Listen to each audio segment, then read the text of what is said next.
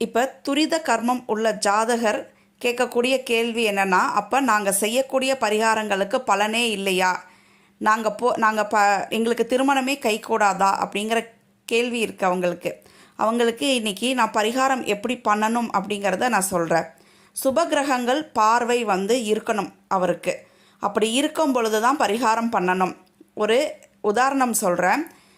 8ல் போய் சந்திரன், அவருடைய ராசிக்கு 8ல் போய் சந்திரன் மறைஞ்சிச்சு அப்படின்னா சந்திராஷ்டமம்.